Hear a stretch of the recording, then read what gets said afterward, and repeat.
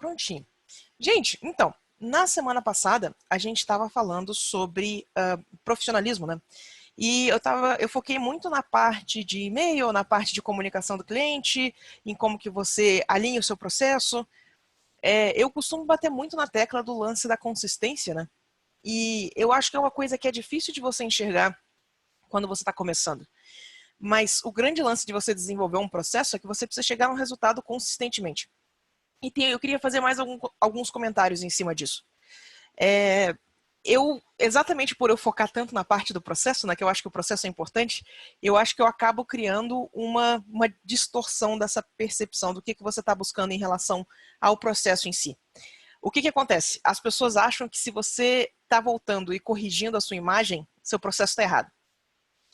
E por mais que assim, ó, você pode sim refinar o seu processo a ponto de você cometer menos erros. Isso é uma coisa que vale a pena você investir em.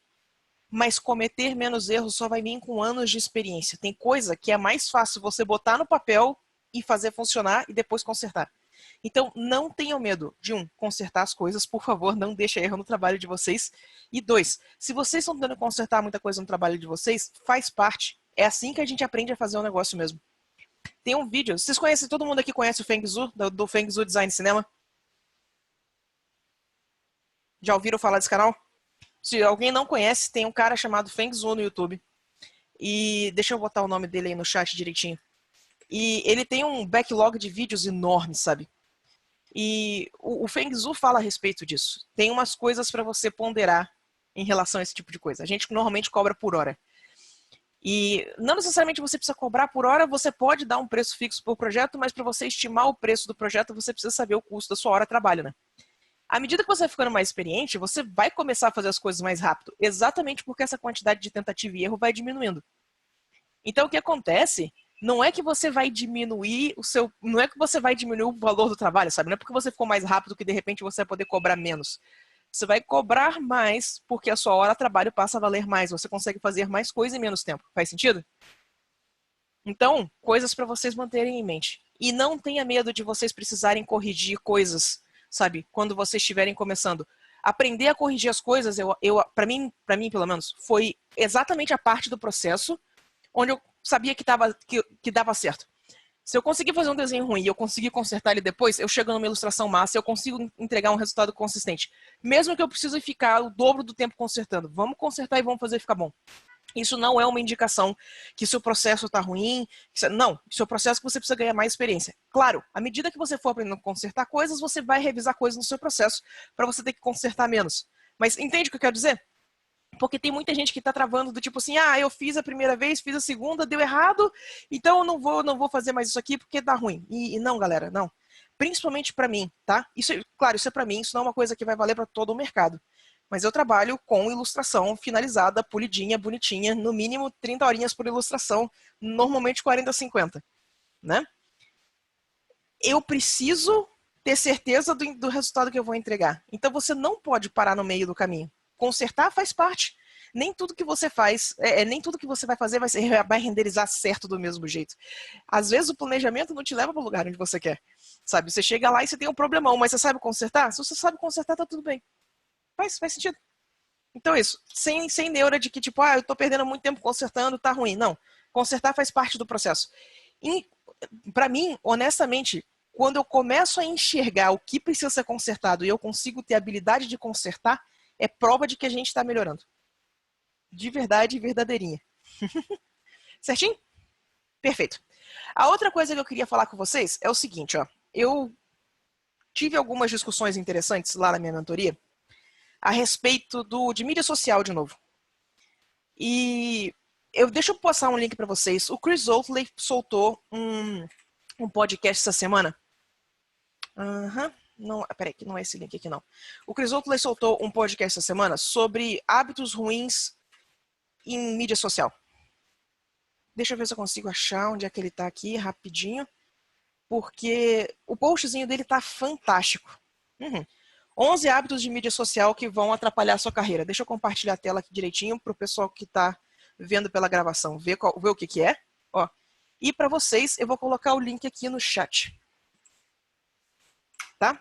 E esse post deu um tanto de discussão, porque ele leva em consideração algumas coisas interessantes. Primeiro, ele fala a respeito do pessoal que não posta nunca. Não postar nunca é ruim. Mas ele também fala do pessoal que posta demais. Posta demais também é ruim. Principalmente quando você está colocando coisas que não são relacionadas à arte. E aí, tem outras complicações. Ele fez um comentário ali que foi uma coisa que eu preciso me vigiar mais. Você sabe quando as pessoas... A gente, sendo 100% honesto aqui com a gente. Ó, gente, vocês podem abrir o microfone e responder em qualquer momento, viu? Sendo 100% honesto aqui pra gente. O que acontece? É difícil a gente gostar de uma peça de trabalho nossa, né? A gente sempre vê só os defeitos, a gente vê só as coisas de consertar. Então, quando a gente posta umas coisas na mídia social, muitas vezes a gente posta assim, tá aqui um trenzinho ruim que eu fiz, entendeu? Tá aqui esse desastre. E isso acaba virando um hábito. E, cara, você não pode fazer isso. Tem 3 coisas que eu aprendi que você não pode fazer. Primeiro, não aponta os erros que você tá vendo na sua arte, Isso é literalmente seu menu. Não tem problema que tá errado.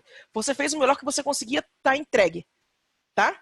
Se você conseguir consertar, ótimo. Mas entregou pro cliente que precisa terminar. Bota no negócio e pronto. Mas você não vai comentar embaixo que você tá vendo os erros. Não faz isso. Entendeu? Isso é tipo o diretor de cinema abrir uma tela no final do filme e falar assim, vocês perceberam aquele plot de roteiro que eu não consegui consertar? Não faz isso. Tá? Sim, é exatamente isso. Servir cachorro quente falando que a salsicha está curando. Não, ruim, não faz isso. A segunda coisa é vocês começarem a puxar a sua arte para baixo toda vez que vocês postarem. Isso também é ruim. Ah, tá aqui, tá mais ou menos, saca? Tá aqui esse lixo. Ah, minha arte não é muito boa não, mas dá uma olhada. Não faz isso. Você tá tentando trabalhar com essa galera. Você tem que se sentir a coisa mais sexy, mais desejável, sabe? De todo aquele estado.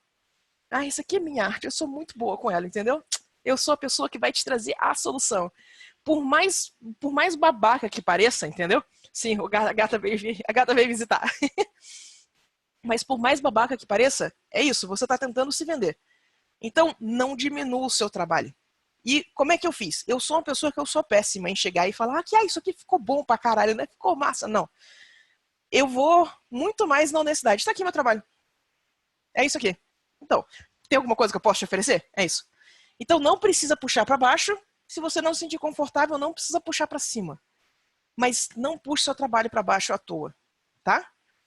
E a terceira coisa é quando vocês estiverem fazendo portfólio review, quando vocês estiverem falando com o pessoal que está te dando feedback, não tenta justificar. Se o cara falou assim, a composição aqui tá meio estranha. Ah, mas foi porque o cliente pediu, porque ia entrar em texto em cima e não sei o quê. A composição aqui tá estranha. Nossa, tá mesmo. Não discute. Discutir é uma coisa que, quando a pessoa vai te contratar, quando a pessoa tem potencial para contratar, se você tenta justificar uma coisa que ela está te dizendo que está ruim no seu trabalho, ela sabe que você vai dar trabalho na hora que você receber feedback. Ah, mas precisa dessa parte da imagem aqui, precisa ter mais contraste. Ah, mas eu fiz assim porque eu acho que fica mais balanceado. Precisa ter mais contraste. Faz sentido isso? É um pouco de precisa ter um tanto de maturidade, porque você vai engolir muito sapo. E aí vai entrar o lance do você, depois que você recebeu a crítica, depois que você conversou com a pessoa, aí você vai lá e você vai pegar, das feedbacks que eu recebi, quais se aplicam? O que eu posso trabalhar em cima? O que eu não concordo? Mas isso é depois, nunca na cara da pessoa. Aceita que dói menos. Sim, de certa forma é isso. É que, na verdade, você vai fazer essa separação depois. E você vai fazer essa separação principalmente depois que o impacto emocional passou. Entende? Existe toda uma prática em que você está se distanciando emocionalmente do seu trabalho. O que você está fazendo é um produto. Essa imagem que você está fazendo não é para você, ela é para o seu cliente. Então, ela está servindo menos aos seus gostos e mais aos dele. Inclusive, tem um paralelo que a gente tem. Vocês estão vendo toda a treta que está dando com a indústria de videogame aí, né? Que tá demissão em massa, o valor do estoque da galera tá tudo caindo, enfim, tá um desastre. E eu acho que tem um jeito interessante da gente entender o que está acontecendo. E ele faz um paralelo à nossa área, sabe? O que acontece? Quando eu sou contratada para de fazer Battle Royale, sim.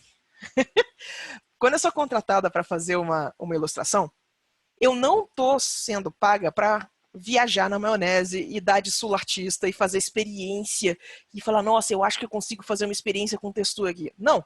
Os caras estão me contratando porque eu consigo emular um estilo que o mercado gosta e eu vou prestar esse serviço para ele.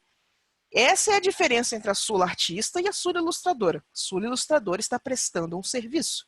E eu tenho que prestar esse serviço da melhor forma possível. Que foi o tema da último encontro, né?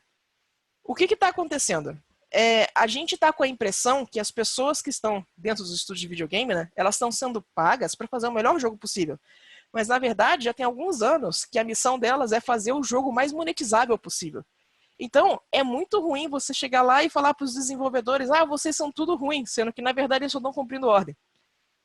Do mesmo jeito que me pagam para prestar um serviço, eles são contratados para executar um projeto, sabe? Então, o problema é um pouco mais embaixo do que a galera costuma dar crédito que está acontecendo. Acaba virando aquele mesmo problema do tipo assim, por que o artista não consertou esse character design? Porque não é o artista que aprova o character design, são outras pessoas. Muitas vezes o artista tentou consertar aquele problema que você não gosta, mas não aprovaram e ele teve que voltar. No meu caso, trabalhando muito com fantasy, recebi muito feedback de aumento do peito, entendeu? Aumento do decote. E aí as pessoas falam, por que você não para de fazer isso? O poder está na sua mão. Não, não está não. Eu não estou sendo paga para tomar a decisão. Eu estou sendo paga só para executar o projeto. De certa forma, esse é o lance que eu estava falando de você criar distância emocional. Essa imagem não é minha. Eu vou fazer essas coisas do jeito que eu quero no meu trabalho pessoal. Mas para o trabalho para o cliente, eu vou fazer do jeito que o cliente quer. E isso não pode te causar angústia. Então, separa essas duas coisas, faz a imagem ser do cliente e não sua, que a coisa vai fluir melhor. Certinho? Vai levar um tempo, vai levar um tanto de... Você vai precisar de um pouco de experiência para conseguir separar essas duas coisas. Porque você tem que entrar num trabalho com a mentalidade que eu vou fazer o melhor possível. Mas no final das contas, essa imagem não é para mim, é o melhor possível para outra pessoa. Sabe? Mas é isso. Essa distância emocional, ela é importante. E a gente pode começar a praticar ela daquele jeito que a gente está falando, que a gente precisa produzir mais, a gente precisa aprender a finalizar a coisa, né? Então, não pode ficar com perfeccionismo, sabe? Você tem que fazer uma imagem que fica boa e consistente com o seu portfólio e postar. Nem toda imagem sua tem que ser um masterpiece, ela tem que ser uma atualização de portfólio. E a gente já começa a criar esse desapego nesse momento. Você tem que aprender a finalizar, sabe? Su, Manda. posso te fazer uma pergunta sobre isso? Claro, sempre. Então, quando é que eu sei que eu tô numa imagem que não vale a pena continuar ou é uma imagem que eu preciso finalizar porque eu preciso finalizar? Porque às vezes eu sinto que eu tô perdendo tempo numa imagem que não vale a pena perder, sabe? Olha só, essa pergunta é muito pessoal. Você sabe quando a coisa descarrilhou. Mas eu vejo muita gente abandonar projeto. Vocês já ouviram falar do estágio feio? Tem um momento em que você está fazendo a pintura e você começa a fazer só a parte da blocagem e tudo parece esquisito. Ele aparece, tem alguns momentos que sempre dá para você citar de exemplo. Tipo, você está fazendo um personagem, você só blocou a pele, você não blocou o cabelo. Ele está careca e ele fica muito esquisito, entendeu? Então você tem que passar, acontece muito no óleo, exatamente. Você tem que passar pela parte da blocagem. Você não pode parar no meio do caminho. Com o tempo, à medida que você vai ganhando mais experiência, você sabe quando a imagem tem um problema estrutural que não tem como você resolver, ou quando você está parando nisso do tempo, quando você está parando no ugly stage. Então, acho que tá rolando um pouco de insegurança do tipo, será que eu sou capaz de chegar num bom estágio com essa imagem? Se você já passou por isso, como você superou isso? Olha só, o que eu fiz foi que em determinado momento eu comecei a finalizar tudo. Eu não parava a imagem no meio do caminho.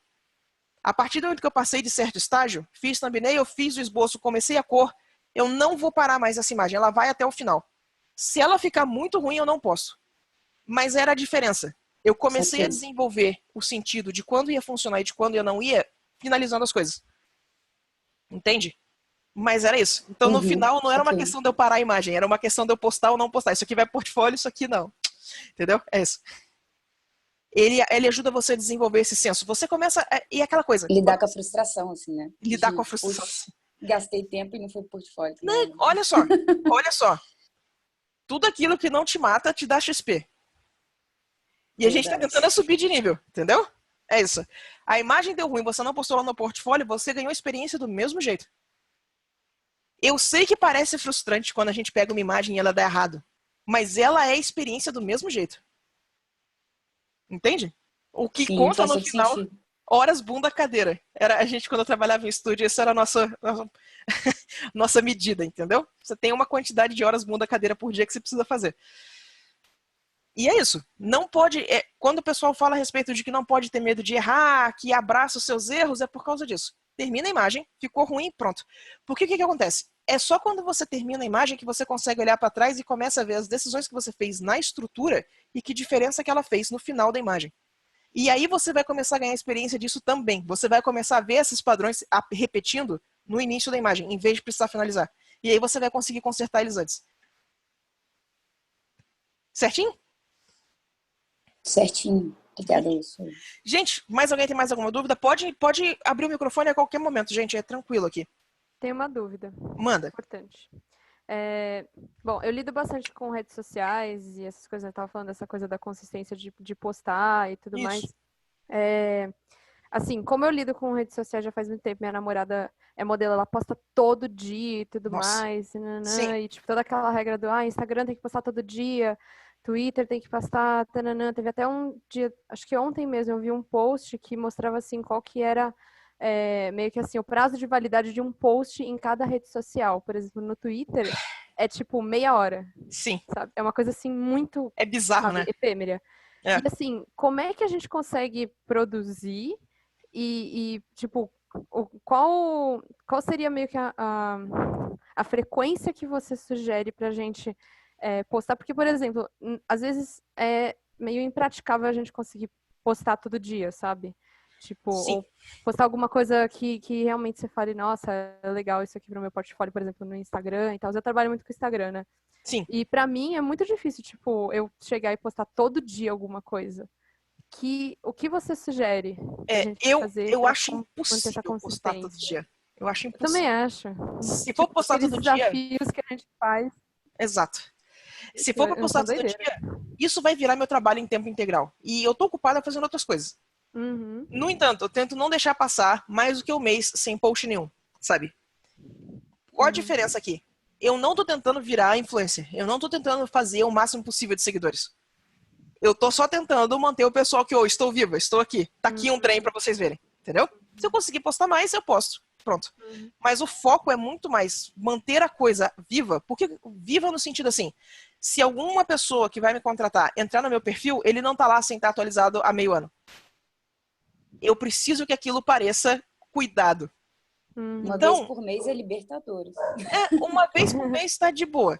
É aquela coisa, quando você faz essa decisão, você está abrindo mão de maximizar o algoritmo. Então você não vai pegar a maior quantidade de followers, você não vai pegar a maior quantidade de engajamento, mas aquilo não é para ser seu trabalho. Você não é influencer, você é ilustrador. Você está mais preocupado em produzir do que atualizar o Instagram. Nossa, precisava tanto ouvir isso, obrigada.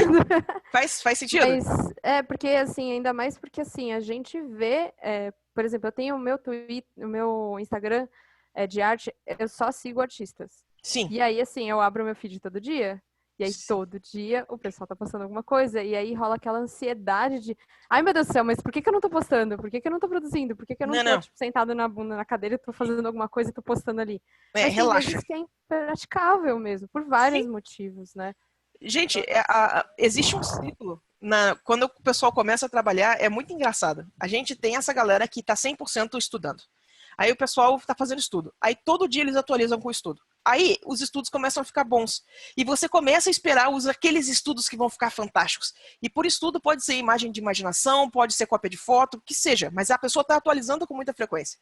Aí os estudos começam a dar certo. A pessoa passa a fazer o trabalho mais finalizado.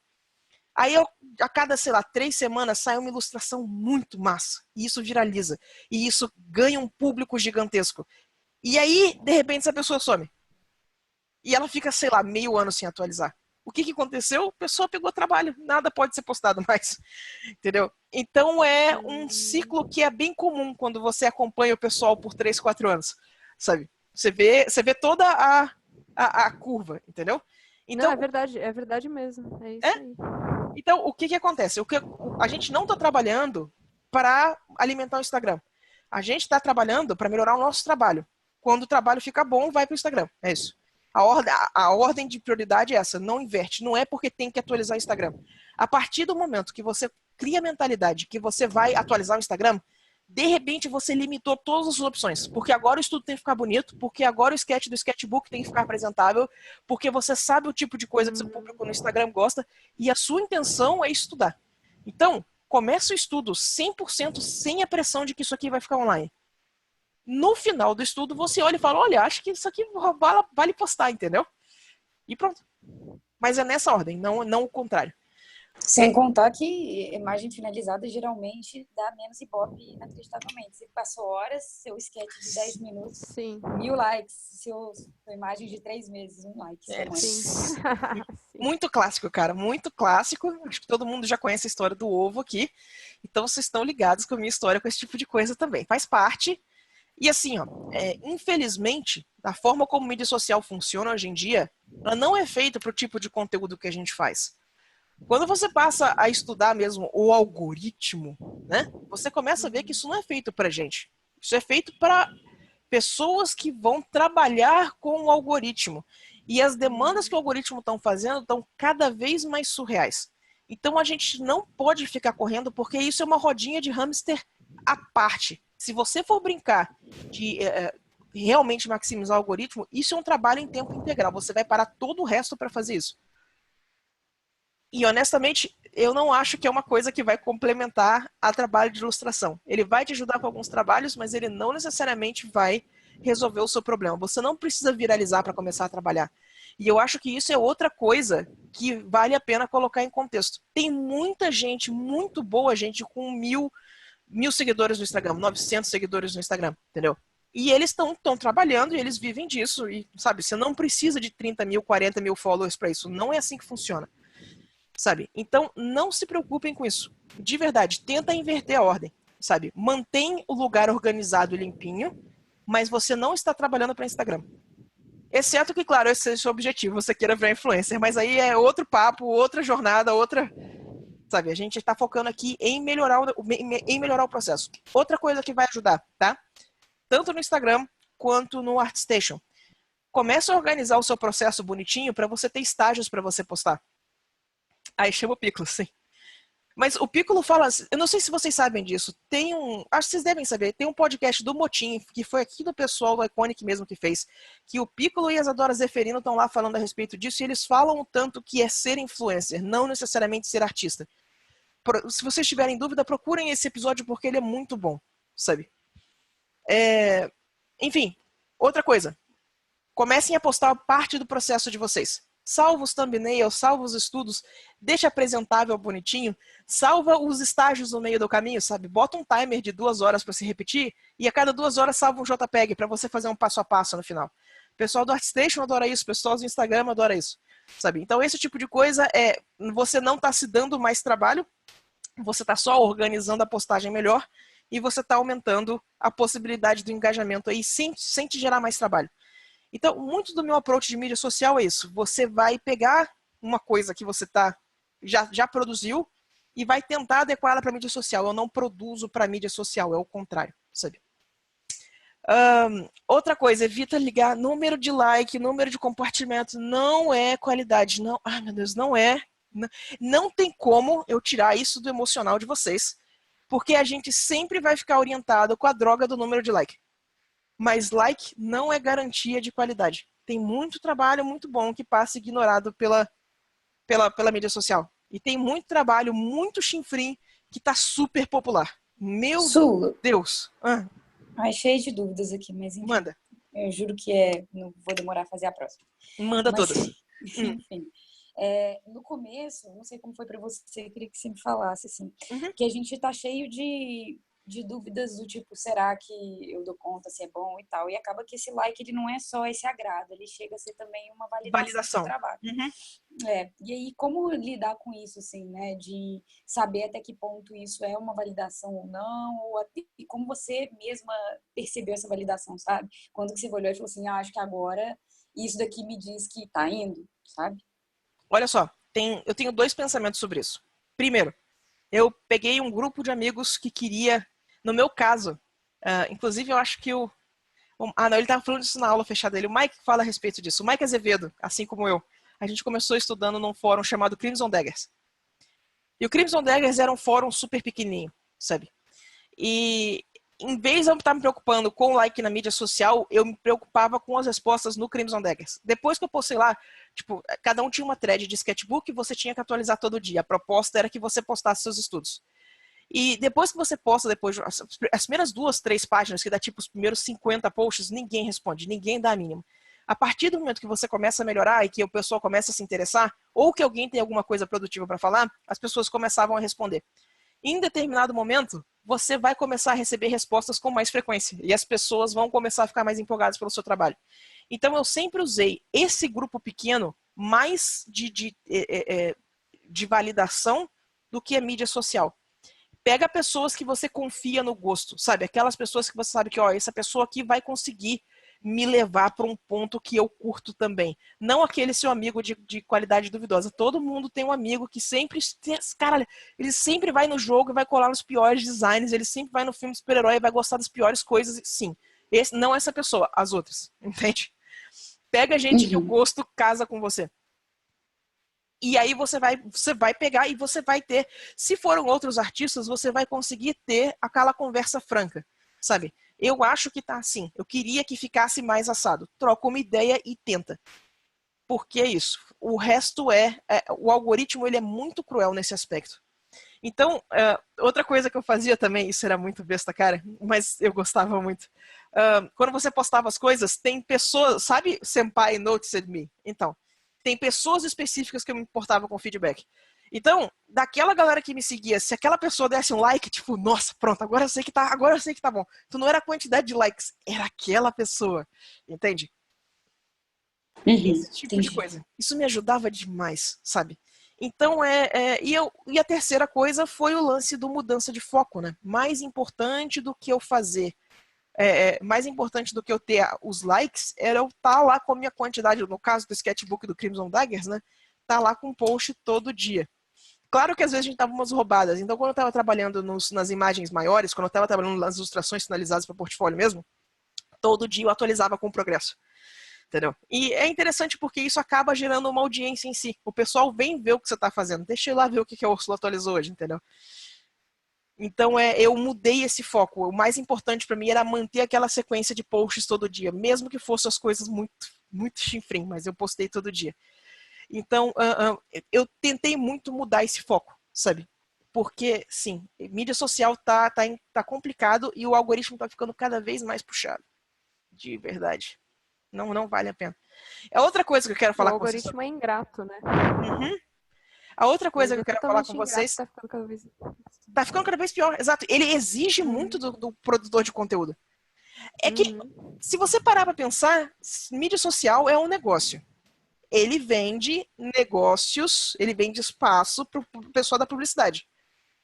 Você tem que pagar para o seu negócio ser visto, e mesmo assim não é garantia de que ele vai ser tão bem visto, porque isso já aconteceu várias vezes. Mas por que o algoritmo é puxado desse jeito? Porque quando a galera que gosta do seu trabalho entra no Twitter, entra no Instagram, entra no YouTube, é para ver o pessoal que produz conteúdo, não é para ver as propagandas. Então, o motivo do algoritmo favorecer essa galera que produz todo dia, essa galera que atualiza com frequência, é porque eles que trazem o público para propaganda, entende? Então, é um trabalho full time e esse não é o lugar que a gente está querendo monetizar, de verdade. Então, quando você começa a pensar nessa coisa da estrutura, de por que é desse jeito, o que eles estão valorizando, começa a ficar muito mais fácil de você entender que você não está trabalhando para essa galera, eles literalmente não estão te pagando. Faz sentido? Demais, total. É isso, é exatamente isso, e acho que é isso que a gente precisa ouvir, principalmente vindo de quem trabalha, de quem posta em mídia social e tudo mais, que nem você, sabe? É realmente muito, muito, muito importante a gente ter isso em mente, porque às vezes a gente esquece de tanto que a gente está aqui focado e com a cabeça e olhando redes sociais todo dia, né? E sim, e que começa a distorcer, né? Você acha que, tipo, eu só vou conseguir entrar no mercado se eu chegar no nível da Sakimi-chan. Gente, não. Tá tudo bem. Tem muito comentário de novo. Tem muita gente muito boa que não falta trabalho pra essa galera pegando 200 likes no Instagram. Tá tudo bem. E a galera, assim, muito foda no mercado, entendeu? E aí você entra no pessoal que tá lá com 40, 50k de likes. E não é, isso não é necessidade, isso não é requisito. Isso é outra coisa, tá? Outra coisa, tá? Eu quero que vocês pensem muito nisso. Pensem muito no público-alvo de vocês. Porque quando vocês começarem a construir uma audiência, as pessoas vão vir pela coisa que você ofereceu inicialmente. Então, olha que interessante. Quando eu comecei a postar, quando a minha mídia social começou a dar um pouco mais de tração, foi quando eu comecei a fazer os fanarts da Blizzard. E o pessoal que veio atrás de mim era tudo fã da Blizzard, o que faz sentido se você parar pra pensar. E hoje em dia eu ainda atualizo com as coisas que eu faço na Blizzard, mas eu tô tentando puxar aquele meu estilo mais sketch, mais pintando textura, mais Lost Edges, que eu gosto muito de fazer, meu trabalho de desestressar, entendeu? E aí é interessante porque agora que eu já estou fazendo isso de 2 a 3 anos, já tem gente que está vindo por causa dos sketches. Tem gente que prefere aquele trabalho do que meu trabalho da Blizzard. Então, quando você posta essas coisas, você tá, mesmo que você não perceba, direcionando a sua audiência. Por que eu estou falando isso? Porque eu quero que vocês percebam que a gente trabalha sempre com nichos, tá? Quem trabalha com coisa de produção em massa e de agradar a maior parte das pessoas possível são grandes empresas. Normalmente, pra gente, indivíduo, a gente tem gostos e a gente tem coisas que a gente prefere. Então, você tem coisas que você tem mais vontade de desenhar do que os outros. E tá tudo bem se isso não agradar todas as pessoas. Se você tiver um nicho de audiência pequenininho, um nicho de diretores de arte, daqueles que pegam aquele tipo de trabalho, é tudo que você precisa. Você não precisa impressionar todo mundo. Você pode pegar aquela sua audiência e trabalhar com ela. Isso faz sentido? Isso vai casar muito com o papo de direção de arte que a gente estava falando lá naquela outra sessão. Tá? Porque isso é uma forma de você direcionar o seu trabalho. Então, não pode esquecer desse tipo de coisa. É uma faca de dois gumes. Quanto mais você especializa o seu trabalho, mais você coloca ele numa audiência menor. Tá? Mas essa audiência ela é mais fidelizada do que a audiência gigantesca daquele pessoal que te seguiu e nunca vai dar like em nada que você postou.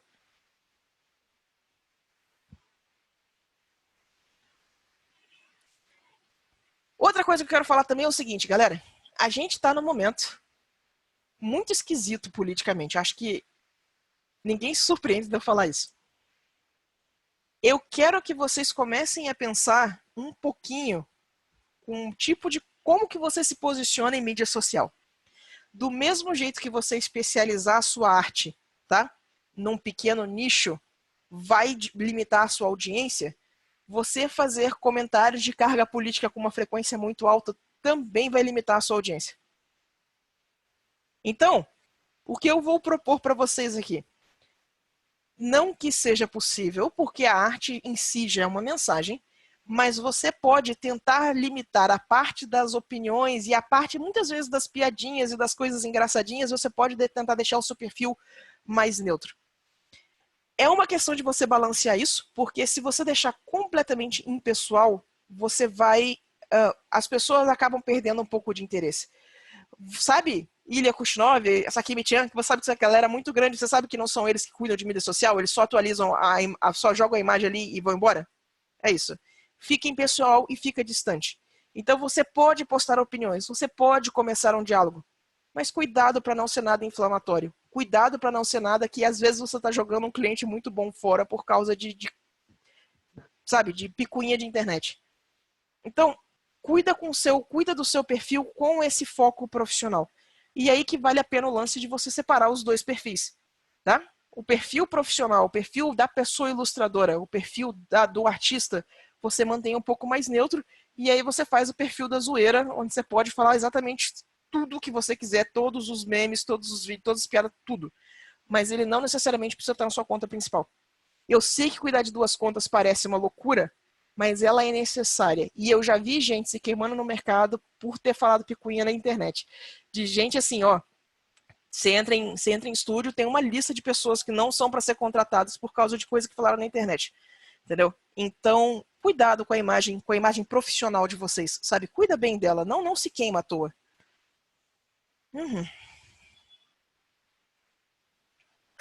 Não pode mandar plantar árvores para não, não pode. Não pode, e assim, ó, é isso que eu tô comentando mesmo. Às vezes você tá irritando as pessoas, às vezes você tá passando uma mensagem sua que você só queria fazer uma piada e a coisa saiu completamente fora de contexto, sabe? Então, por mais que não seja a parte mais divertida, não, palavrão eu acho que tá tudo bem. Na nossa área, ninguém é super formal. Falar palavrão pode, passar uns memes pode, entendeu? Mas cuidado, existe um certo tipo de comentário que ele é meio inflamatório. No geral, como é que eu faço para limitar meu conteúdo? Eu não costumo passar nada adiante que tenha conotação negativa. Eu não quero que o meu perfil fique 100% algodão doce. Entendeu? Eu não sou pessoa mais purpurina e bons sentimentos que vocês conhecem. Não, isso não é minha vibe, vocês sabem disso. Mas qualquer coisa que é tipo, ah, meu Deus, que escândalo, saca? Tipo, eu tento não comentar nisso, pelo menos não publicamente. Porque é isso. A sua mídia social é a sua visão pública. Então, as pessoas que eu trabalho, ninguém usa terno, ninguém usa taier, todo mundo fala palavrão. Então, essa é a parte do 100% honesto do trabalho, entendeu? Eu sou carioca, gente, a gente usa porra de vírgula. É horrível, mas é verdade. Não tem como eu limpar isso, entendeu? Mas a parte do inflamatório mesmo, a parte do tipo, ah, nossa, não suporto esse tipo de gente, você às vezes perde um cliente num comentário desse tempo, no comentário desse jeito. Faz sentido? No geral é isso, eu tento compartilhar muito tutorial, eu tento compartilhar muita coisa que vai valer a pena para os outros artistas que estão me seguindo, que vai ser interessante para as outras pessoas da área de arte, a gente compartilha arte bonita, sabe? As pessoas conhecem um pouco do meu gosto, a gente às vezes reclama da vida, como eu reclamo do Photoshop no meu perfil do Twitter, entendeu? Mas é isso, mas eu tento manter ele mais positivo do que negativo, porque o muito negativo costuma, exceto que a pessoa venha pela treta, entendeu? O muito negativo costuma afastar as pessoas. Então, se vocês quiserem jeitos bons de você começar a gerenciar esse tipo de coisa, já viu quando as pessoas falam assim, ai, fulano estava com um trabalho muito bom, mas de repente começou só a reclamar, e aí eu não aguentei e dei um follow? É isso.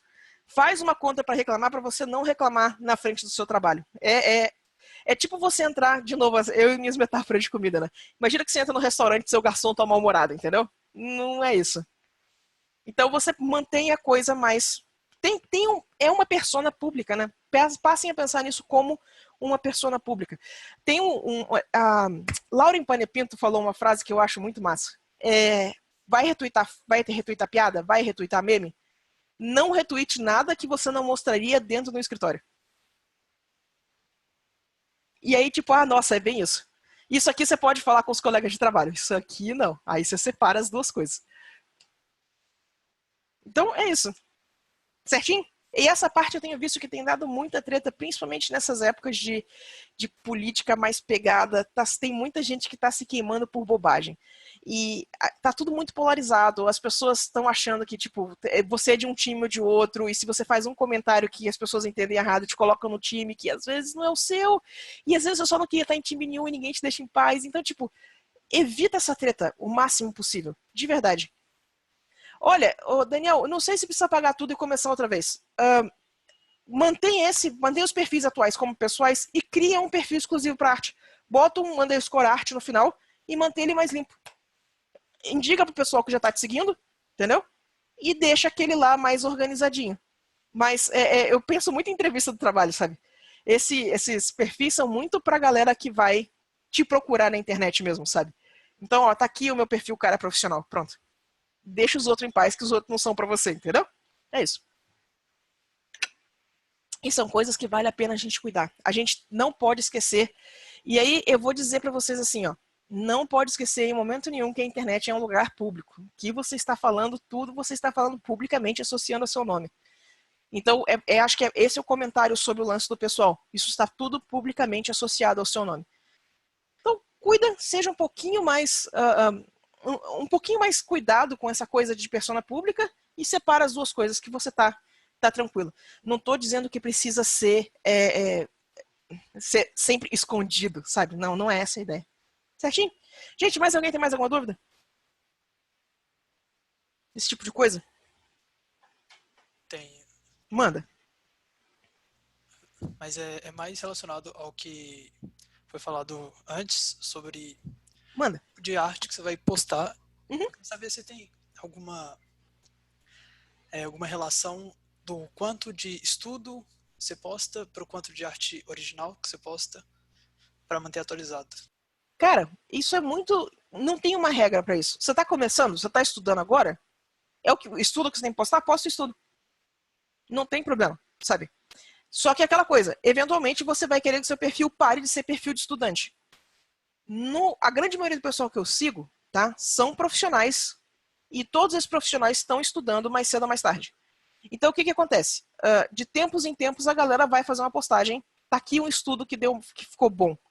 Mas isso é depois, no momento que você tem trabalho profissional o suficiente para você não precisar manter a coisa do Instagram atualizado 100% de frequência.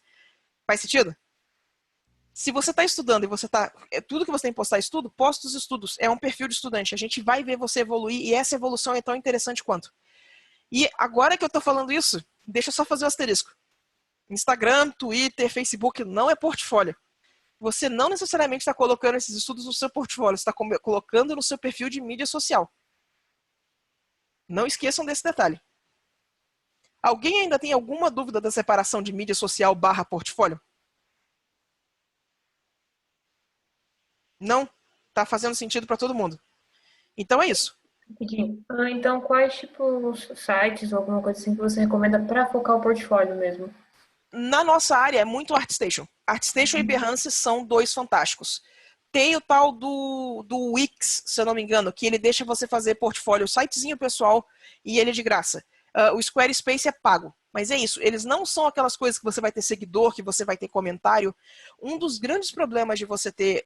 Você já viu quando você abre uma coisa no ArtStation? Os comentários estão escondidos, você precisa ir pro lado e dar scroll para baixo? Vocês sabem por que aquilo tá assim? Vocês já pensaram? Que bom, né? Porque tem cada comentário bizarro que o pessoal colocar no DeviantArt, né? Exatamente. E qual é a função do comentário estar escondido? A ideia é que se você tiver um comentário ruim, a pessoa vai ter que ir lá ler os comentários. E pouquíssima gente vai parar para ler comentário. Normalmente você já vai... Se você está lendo comentário é porque você vai comentar. Mas imagina que um diretor de arte entra e o primeiro comentário é tipo, nossa, o olho tá torto. Essa espada tá desalinhada. Saca? Tipo, não dá. Então esse é um dos motivos pelo qual a gente separa, sabe, mídia social de portfólio. Porque esses comentários vão estar embaixo, você não tem como moderar eles na maior parte dos casos. O ArtStation tem um design muito bom para isso, que os comentários ficam lá escondidinhos no cantinho, você precisa ir procurar. Então ele é menos mídia social e mais site de portfólio, portanto ele fica adequado para isso. E ele tem aquele esquema que você tem aquelas duas URLs, né? Você tem a URL do perfil do site e você tem a URL que transforma o seu perfil do site num portfólio que não carrega os comentários. E pronto, você pode só começar a linkar esse também. Funciona. Então é isso. Você mantém esses dois sites de forma diferente. Você não tem obrigação nenhuma de lutar contra o algoritmo do ArtStation. Sabe, o ArtStation você atualiza quando você tem coisa para colocar e pronto. Mas, mídia social, outra coisa, você precisa produzir conteúdo e aí você mantém isso tudo em contexto. Então, o pessoal profissional que ainda posta estudo, que é bastante gente, normalmente mantém esses estudos na mídia social. Ah, fiz um estudo, estou experimentando a mídia nova, comprei essas canetas e adorei. E esse é o tipo de coisa que é uma das melhores formas de fazer networking, na real. Quantidade de gente que eu já quebrei o gelo com essa coisa de tipo, ai, que lindo, que papel é esse, entendeu? E o pessoal, ai, deixa eu te mostrar. E aí você começou a conversa com a pessoa. Entende? Então é muito disso. E é uma coisa saudável para a comunidade de arte. Então essa é a diferença. Cara, blogs, acho muito massa. Acho blog fantástico. Eu não escrevo absolutamente nada, nunca vou ter um. Um dia talvez eu aprenda a escrever, mas eu completamente desaprendi. Se você tem saco de escrever blog, super fantástico. Blog gera uma audiência muito maior do que perfil de mídia social para pessoa comum, sabe? Para todo mundo que não é o Piccolo, entendeu? Eu até tinha vontade de fazer, mas hoje em dia me dá a sensação que a pessoa tem consumido mais essas coisas em formato de vídeo mesmo, então eu tenho tentado fazer mais narrado. Porque escrever não é muito minha área, não. Eu não consigo nem nomear meus desenhos, imagina escrever um texto inteiro. Sula, mas tinha uns blogs antes, sei lá, até 2015, que a galera só postava desenho sem parar, assim. E era muito maneiro. Tem o do Amundsen, o próprio Mike, né? E a galera só jogava lá e falava, estudos de hoje. Tchuf, aí vem aquela onda, assim. É que o blog, ele foi o precursor da mídia social. Mas é tão mais legal, né? Que você vai lá, sei lá, deixa eu dar uma olhada na pastinha de 2010. Assim. Sim. Bem, Olha só, não é legal. Sula é velha, né? Cadê aquele comentário? Quando eu cheguei aqui só tinha mato. Então, eu vi a estrutura da internet chegar, começar de um ponto que era muito favorável para gente que fazia conteúdo e passar por uma situação que é completamente desfavorável para gente fazer conteúdo. Todos os lugares que você tinha que te permitia fazer uma galeria foram podados. Agora, se você entra no perfil de Facebook de alguém, ele só vai te mostrar as fotos dos últimos 2 anos. O Tumblr agora limitou um monte de conteúdo. O Twitter não tem como você ter uma galeria lá dentro. Então, uma das vantagens que o Blogspot tinha era isso. Você entrava e você sabia que tudo aquilo ali era a galeria da pessoa. Se ele mantivesse organizado, não ia gerar ruído, só tinha trabalho da pessoa de cima e embaixo, numa ordem cronológica. E era tudo que a gente queria. O formato do Blogspot, ele foi... O que aconteceu? Por que o pessoal mudou para o Blogspot? Antes do Crimson Daggers, tinha um fórum chamado conceptart.org. E antes do conceptart.org, tinha o chamado GFX Artists. E o grande lance é que você ia nesses fóruns e você fazia a sua thread de sketchbook, igual eu comentei, sabe? Você vai fazer o nome da thread lá, sketchbook da Sula, e vai atualizar todo dia. Muita gente, o concept art era absurdamente maior que o Crimson Daggers, e era por isso que ele me intimidava tanta gente. Eu não postava no concept art, eu era só lurker, eu não tinha coragem de postar lá, porque o nível da galera lá era muito absurdamente alto, entendeu? E quando você tá começando, isso é puta assustador. Então, quando fizeram um blogzinho menor, um fórumzinho menor, né, eu falei, opa, agora eu consigo, agora eu vou entrar na primeira leva aqui, entendeu? Ninguém vai perceber que eu tô passando aqui com os grandão. O que aconteceu foi que o conceptart.org tem uma treta toda, tem todo um drama em volta dele, mas eventualmente o site é fechado. E no que o site é fechado, esses artistas que tinham esses sketchbooks lendários lá, eles ficaram meio órfãos. Então o pessoal falou, consegui um skin aqui de Blogspot, você aplica esse skin e você consegue fazer uma coisa que parece com o seu thread de sketchbook lá no Blogspot.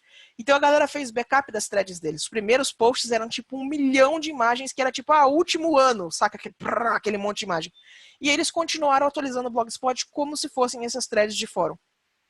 E aí era fácil, porque você tinha timeline, não tinha limite de conteúdo, não tinha que filtrar por tag, não tinha algoritmo, não tinha nada disso. E aí você fazia uma conta no Blogspot, seguia os seus blogs, tinha um negocinho chamado Google Reader, que era muito bom.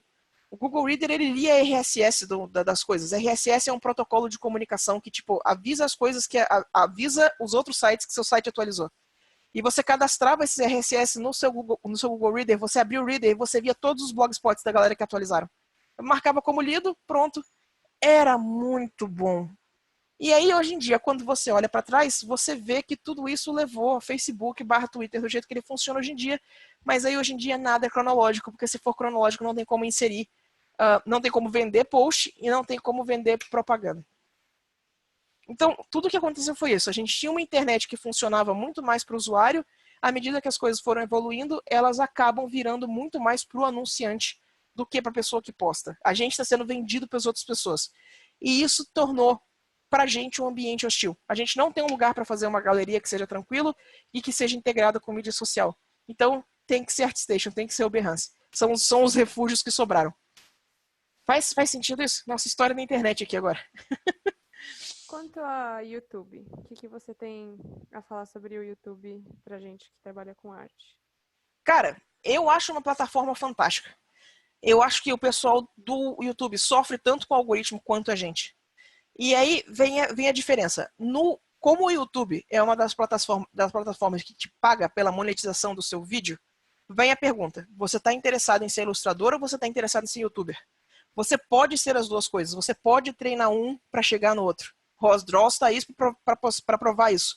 Os vídeos do Marco Butti também estão aí, eles estão sendo tão monetizados e eles estão fazendo grana passiva para o Marco Butti, entendeu?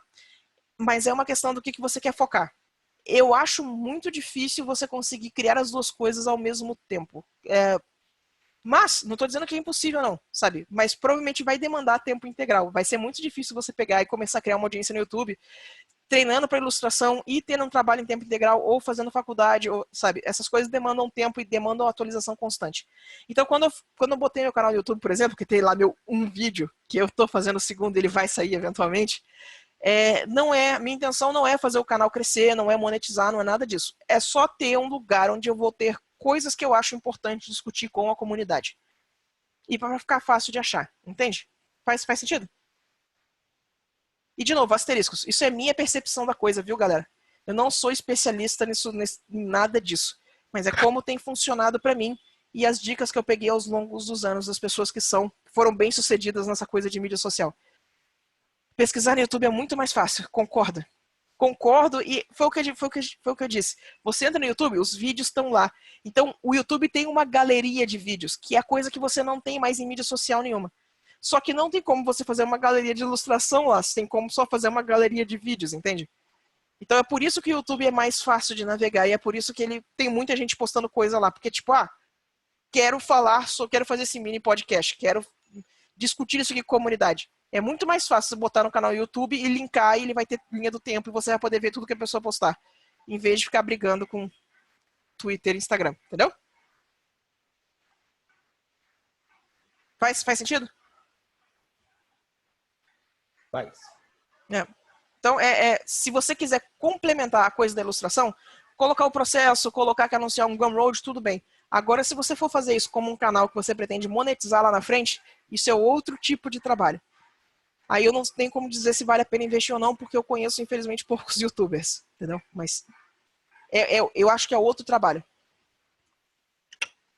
Mais alguém tem mais alguma dúvida? Não? Sim? Não? Deixa eu perguntar aqui, o que vocês acham do site, pessoal? Vocês já pararam a pensar a respeito disso?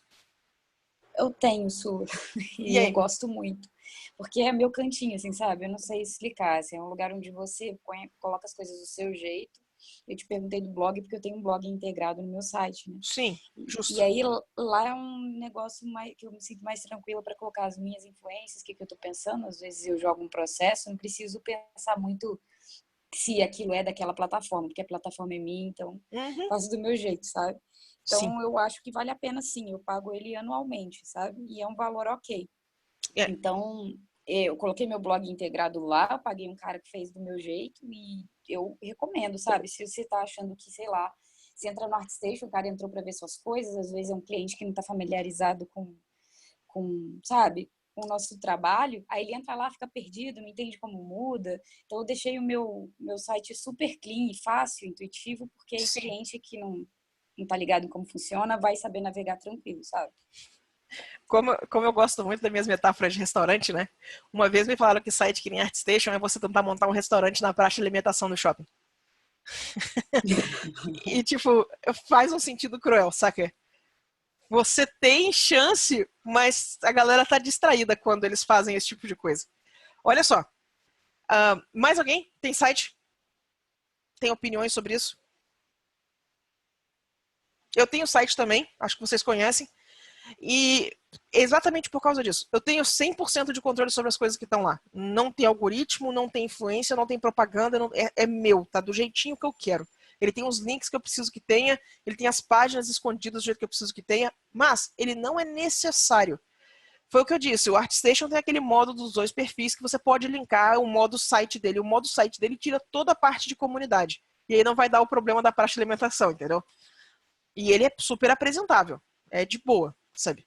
Mas é uma possibilidade interessante também, viu, galera? Se vocês quiserem, se vocês estiverem tentando conciliar vários tipos de conteúdo que nenhuma mídia social está abraçando de verdade, pondera fazer um site para vocês que vale a pena, de verdade. E é aquela coisa assim, esse tipo de site você não vai poder ficar neurando com tipo a quantidade de hits, não é isso que você está fazendo. Você está tendo um lugar fácil das pessoas encontrarem que tem informação que elas precisam concentrada num lugar só. Porque é isso que tem faltado em mídia social num geral aqui, tá? É isso. Então é para isso, essa é a função do site. Fale. Não? Tá, perfeito. Gente, mais alguém tem mais algum comentário a respeito disso? Que eu acho que o que eu tinha para discutir a respeito de mídia social e de profissionalismo nesse aspecto era isso, sabe? Eu fico um tanto preocupada com esse lance, sabe, da imagem pública, porque eu já vi muita gente dar uns deslizes muito bobos com essas coisas. Então eu acho importante vocês entenderem que a persona que vocês passam na mídia social, elas são parte da sua imagem de profissional. Então, cortesia, ser educado, sabe, tudo isso faz parte dessa coisa do profissionalismo quando você estiver online. É aquele lance que eu estava comentando, que isso vai ficar associado publicamente com o seu nome. Então, cuidado, como é que vocês estão se projetando. Às vezes vale muito a pena a gente ser um pouco mais político, sabe? No sentido mais puro da palavra. O que é o lance do político, né? Ele faz duas partes se reconciliarem. Então, seja um pouco mais neutro, não precisa ser inflamatório, entendeu? Deixa a arte falar por você, não puxa a própria arte para baixo, aquelas coisas que eu falei mais no início. Faz sentido? Ser mais diplomático, né? Diplomático, é isso, obrigado. Palavra perfeita. É isso, é diplomacia. Você não quer espantar um cliente por causa de bobagem de internet, às vezes. Porque, gente, é sério, eu fico falando assim, parece que a galera que tá se queimando é só por comentário político, mas eu já vi gente do tipo assim, fulano falou mal do filme da DC no Twitter, saca? Não vou dar o trabalho pra ele. Ia dar uma ponta de desespero, entendeu? Então, desde que esse comentário aconteceu na minha frente, eu falei, cara, eu nunca mais vou tomar posicionamento de nada no meu perfil profissional. Eu criei o perfil secundário e fui ser feliz, entendeu? Mas o filme, cara, era um filme da DC, entendeu? Eu não vou falar nada a respeito disso, eu não passo julgamento, mas você tire suas conclusões aí. Certinho? É isso. Cara, não, pô, Aquaman foi estranhamente divertido, tá? Aquaman parece muito filme de aventura da década de 80. É isso. Outra coisa, vou assistir agora o Anjo de Batalha Alita. Eu tô querendo 100% farofa. Vamos ver, senhor James Cameron, o que você aprontou dessa vez. Vamos lá. Eu acho que, tipo, por exemplo, se a gente for falar mal ou bem de alguma coisa, talvez fazer realmente uma crítica mais séria, sabe? Não Sim. chegar e falar assim, ai, nossa, esse filme aqui foi uma bosta. Mas tipo, pô, eu assisti esse filme, eu não gostei disso daqui, achei que podia ter sido melhor trabalhar desse jeito, porque aí também mostra um posicionamento mais profissional mesmo, assim. Você Exato. tá fazendo uma crítica, né? Olha Então, só. não é não falar mal, mas saber como falar, né? Exatamente. É porque, olha só, olha a treta. A grande maioria de vocês ainda está começando na mídia social, mas eventualmente vocês vão passar, se vocês continuarem investindo nela, vocês vão passar por um problema que, tipo, tem esse filme, achei esse filme muito ruim, achei essa série muito ruim. Só que a pessoa que trabalhou nessa série fez o melhor possível. Ela pegou, sabe aquele lance que eu estava comentando lá no início, você é contratado para fazer um trabalho X? Essa pessoa trabalhou nessa série. E você fala que, tipo, cara, tinha tanto potencial, mas o controle não estava em cima do artista que trabalhou naquela série. E aí você chega e fala, caralho, achei uma bosta, e a pessoa tá te seguindo. E tipo, entende o nível do desconforto? Então, pra mim, quando eu faço crítica, eu tento muito separar a crítica, porque o que acontece, né? Isso, enfim, isso é uma coisa cultural muito grande. Um dia eu saio nessa tangente. A gente o público comum, o público que não é artista, tá muito acostumado em comparar tudo com Hollywood. Porque Hollywood é o que ele consome, Hollywood é o que é barato, sabe? Hollywood é o que sai um por mês. Então, você tá aí em casa e as pessoas viram e falam assim, não gostei disso aqui não, essa pessoa não desenhou todos os cenários. Por que você não faz quadrinho igual o pessoal da Marvel, entendeu? Que tem uma equipe de não sei quantas pessoas produzindo cada quadrinho.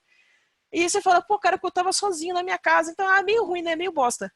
E tipo, você não tem como competir com uma grande equipe de pessoas. E assim como esse pessoal que tá lá, eles não têm controle criativo em cima do projeto, eles estão sendo pagos para cumprir uma função X ou Y. Então eu comecei a mudar a crítica muito para coisa específica. E o máximo possível evitar de criticar os profissionais que foram pagos para estar ali. Porque normalmente a culpa não é deles.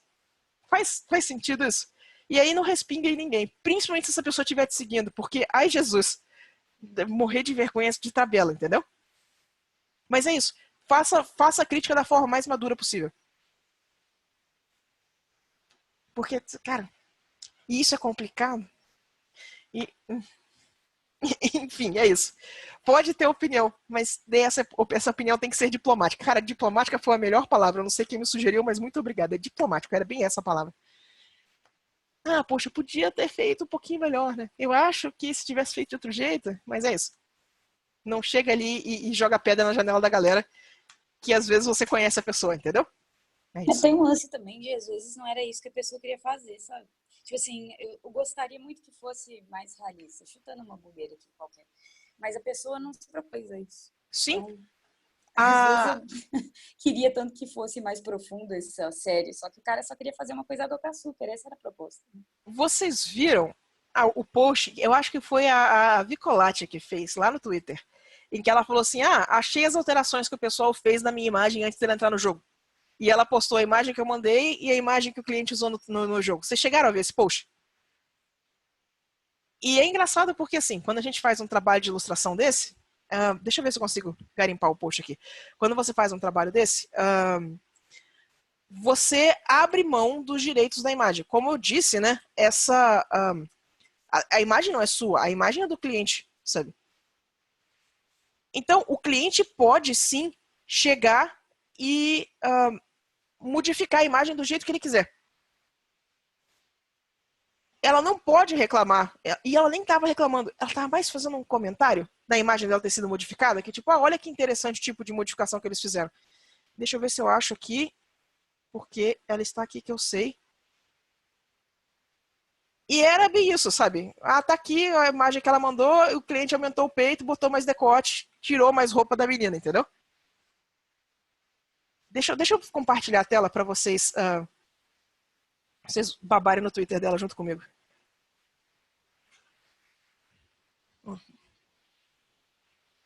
Aí tem só os memes, né? Só porque eu botei na tela.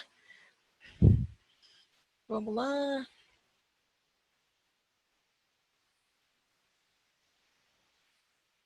Putz, cara, já tem um tempo já que ela fez esse post.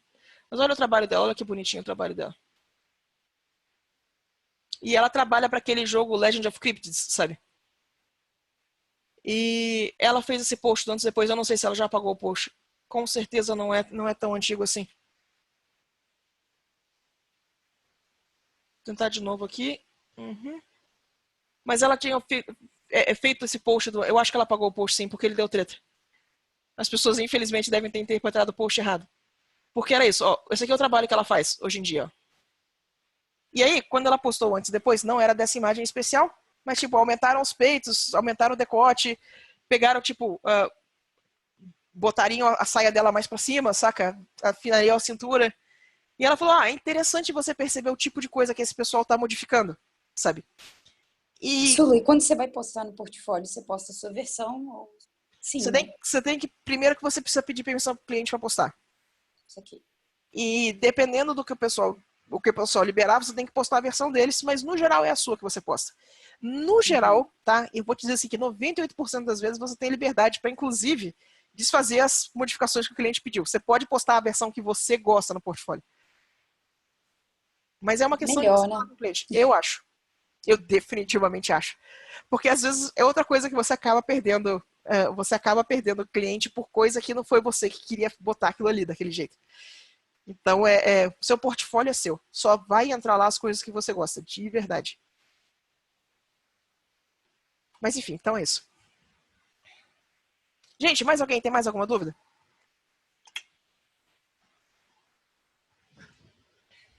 Veja um post do Chris Oatley depois que vale a pena.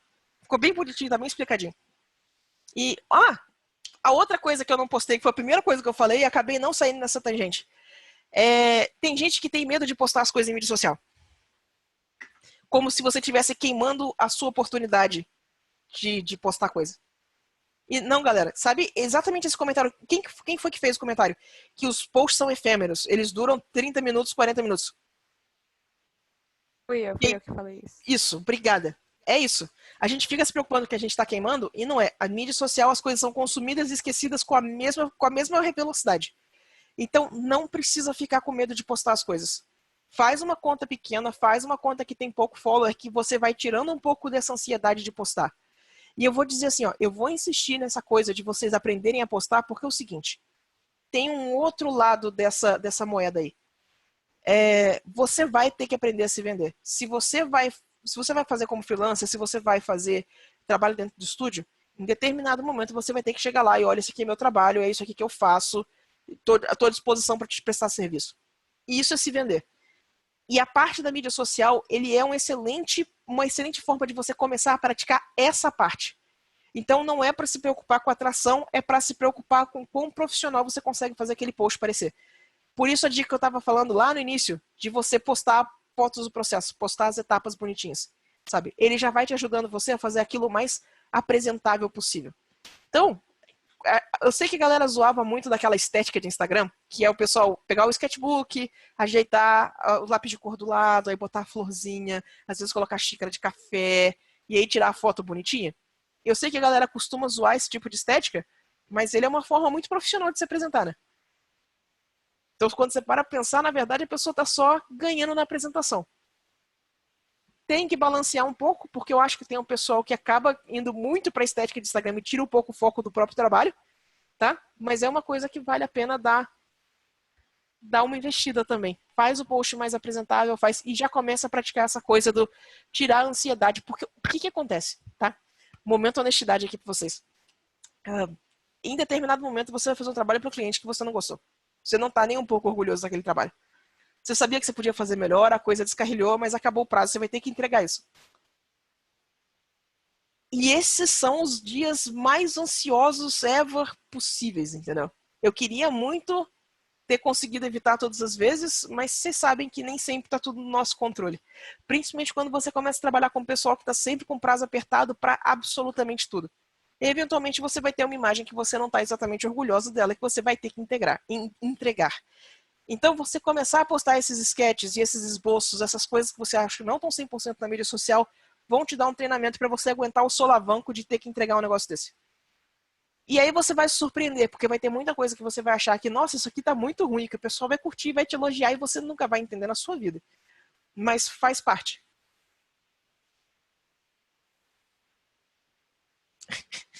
O pessoal, tá, na arquitetura, às vezes o cliente pede para você postar na sua rede e você não gostou. Não, minha rede é minha rede, cara. Minha mídia social é minha mídia social. Eu já tive clientes também que é tipo, ai, Sula, faz live stream do processo, saca? E tipo, obrigado que eu posso divulgar, mas eu que escolho as coisas que vão pro live stream. É aquela coisa do... Aqui vem a diferença entre a ilustrador e o influencer. Um influencer provavelmente toparia fazer, bota uma taxa a mais e vou fazer o live stream para ajudar a divulgar o seu projeto. Eu não tô pegando essa parte do influencer, eu tô pegando só a parte ilustradora, então eu controlo minha mídia social. Isso não faz parte do pacote. Do mesmo jeito que o pessoal às vezes vem com os migué do tipo, faz o lettering da capa. Não trabalho com isso. Sabe, não. Te recomendo quem faça, mas eu não. De verdade. Obrigado. Camiseta. Mas é isso. Clica tudo isso, gente. Porque eu sei que quando a gente começa, as coisas são meio abstratas. E eu sei que tem muito uma urgência da gente começar a conseguir trabalho, dinheiro de qualquer jeito que é possível. E, às vezes, pegar qualquer dinheiro vai te dar mais prejuízo do que solução. De verdade. Mas a gente fala sobre isso na próxima rodada. Pois é, espero que tenha ajudado a desatar um pouquinho desse nó. Sabe, eu quero fazer... Esse vídeo que eu tô falando pra vocês, que eu tô pra gravar o áudio tem um tempão, é sobre isso. Eu quero falar a respeito dessa coisa de como o algoritmo tá mudando a arte da galera. Como é que o pessoal tem focado muito mais em arte rápida e muito menos em arte renderizada. Existe um mercado gigante para arte renderizada. Mas a arte renderizada, League of Legends, galera, tá aí, sabe? Hearthstone, tá tudo aí. Mas a arte renderizadinha assim não é a coisa que o algoritmo quer. Então parece que ela tá em baixa quando ela absolutamente não está. Entende? Então tem que separar essas duas coisas. Eu tava falando com o pessoal do Patreon e o pessoal me falou uma coisa muito interessante. Quando eu estou trabalhando aqui com meus clientes, eu tenho as tabelinhas de cada cliente, o prazo de cada um, e é bem separadinho, o que é de um cliente, o que é do outro, e você sabe como tratar cada cliente, você sabe como gerenciar isso, porque você já conversou com as pessoas, você sabe quais são as expectativas, como é que eles gostam de receber as coisas, sabe? Começa a tratar, a dica que me passaram é isso, trata o Patreon como se fosse um cliente. Ele vai ter gostos, ele vai ter coisas que você precisa fazer, E aí, cara, depois de gastar uns neurônios sobre isso, eu comecei a pensar que, na real, você pode tratar a mídia social como um cliente. Bota lá na tabela e fala, ó, preciso atualizar Twitter até tal dia. Preciso atualizar Instagram até tal dia. Quando der tempo, você encaixa. E pronto. E aí você vai conseguir começar a separar. Se você realmente quiser criar a audiência, né? Você sabe o que vai dar mais tração, você sabe que horas que é melhor de postar, você sabe como interagir com o seu público. Então começa a pensar neles como clientes. E isso separa muito, ele acaba abrindo muito espaço mental para você voltar a estudar, para você voltar a focar nessas ilustrações mais pessoais, que vão levar mais tempo, porque a sua obrigação com o cliente lá está pronta. E eu gostei muito dessa forma de pensar. De verdade. Tranquilo? Mas é isso, gente. Então, cuidado para não deixar. Cuidado para vocês não virarem escravo do algoritmo, que a gente acaba confundindo uma coisa com a outra, vai dar mais prejuízo do que solução. Não é o que a gente quer de verdade. Gente, mais alguém tem mais alguma dúvida? Eu ainda tenho 20 minutos que eu perdi no início, né? Então, se vocês quiserem que eu faça mais algum adendo sobre algum outro assunto, manda, porque eu acho que mídia social a gente já cobriu o que a gente precisava cobrir. Queria agradecer pela oportunidade. Esse é o meu último encontro aqui. Desde o início eu estou aqui. Espero que tenha sido bom. Mas breve voltarei. Queria agradecer pelos encontros, pelas aulas, que são verdadeiras aulas. Muito obrigado. Eu que agradeço. Espero que tenha sido útil, de verdade. Eu também não vou poder participar em março, mas a gente volta em abril.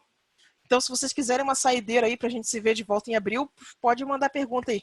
Mas eu volto, Hiro, não precisa ficar preocupado não, eu volto, prometo. Eu não vou fugir. Eu gosto muito do nosso cantinho aqui no Jornada.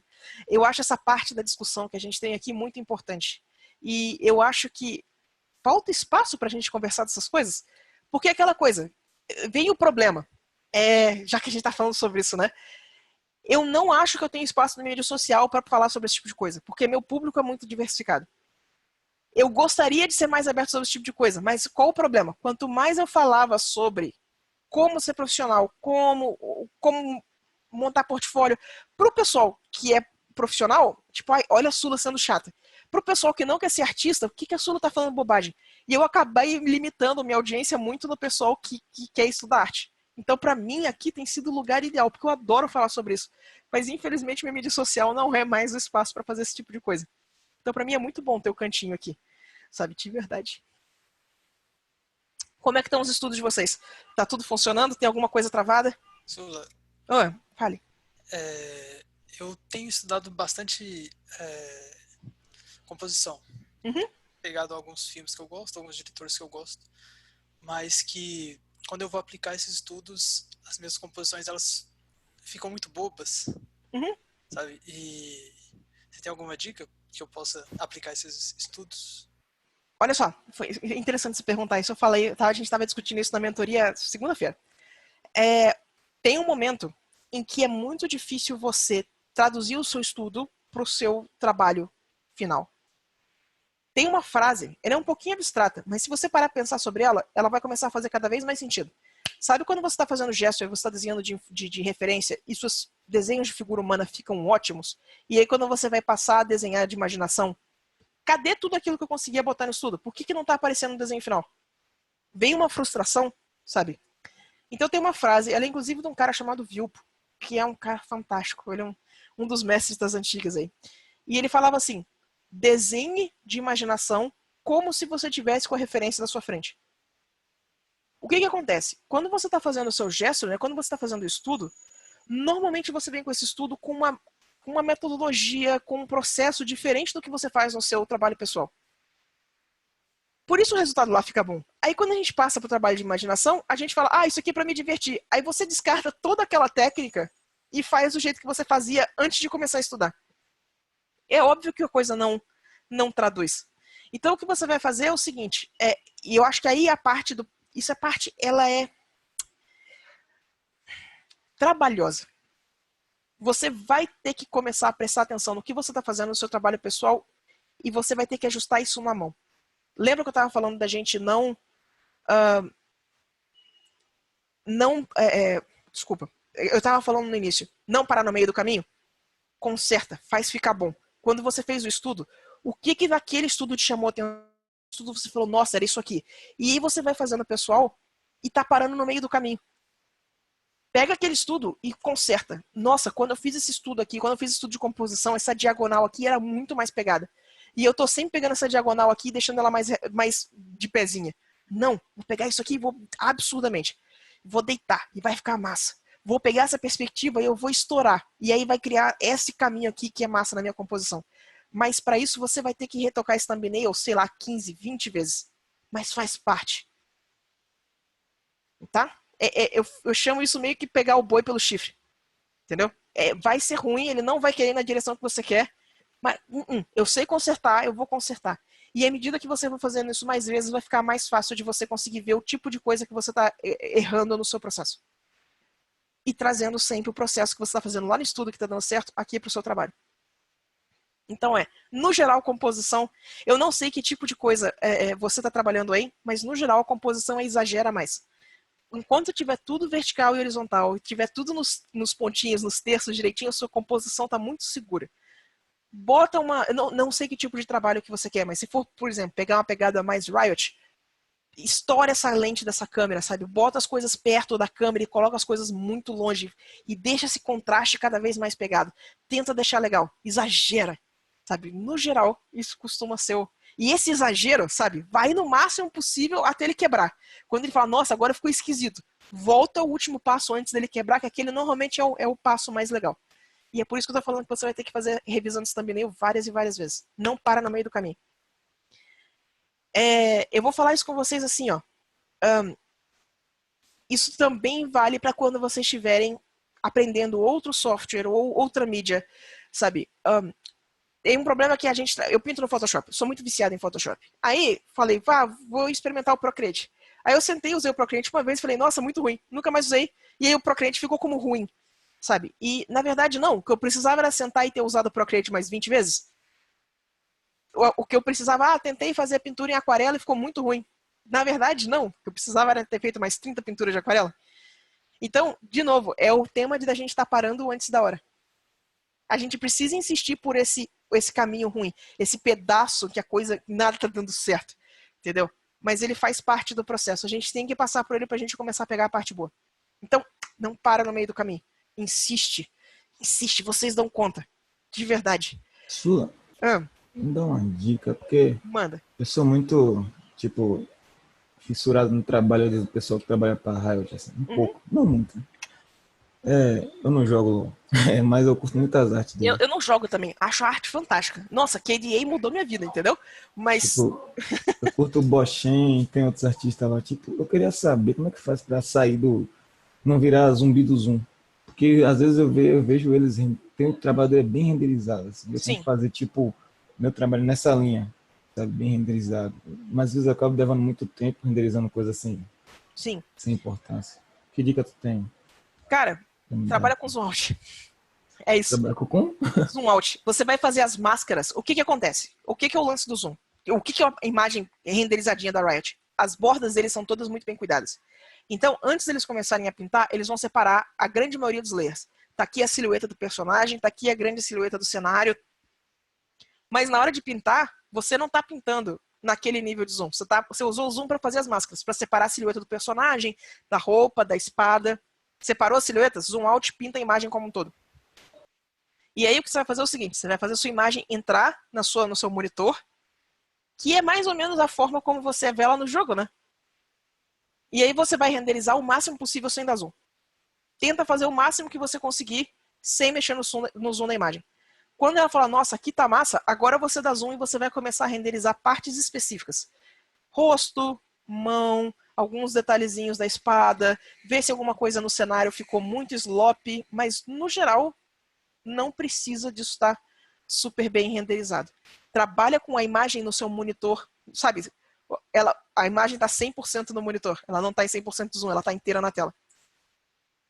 Eu vou te mostrar um exemplo aqui, ela é um pouquinho mais antiga, mas eu adoro esse exemplo de coração, pera aí. Deixa eu compartilhar minha tela direitinho aqui, ó. Olha só. É isso aqui. Tá vendo essa imagem? Tá pronta, né? Você Tô. tem... ela é das antigas, tá? Ela é de 2007, eu acho.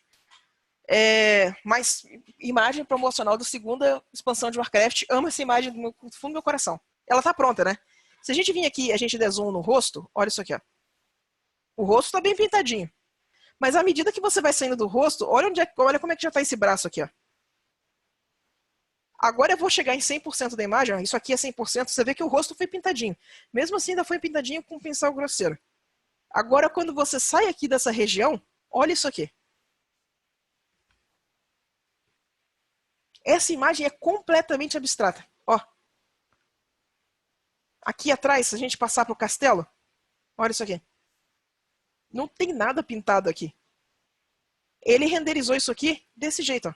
Ele nunca passou muito disso aqui. Aqui a imagem está finalizadinha. Aqui ela funciona. Quando você vê a imagem nesse nível aqui, olha como é que faz sentido as achuras que ele está fazendo aqui.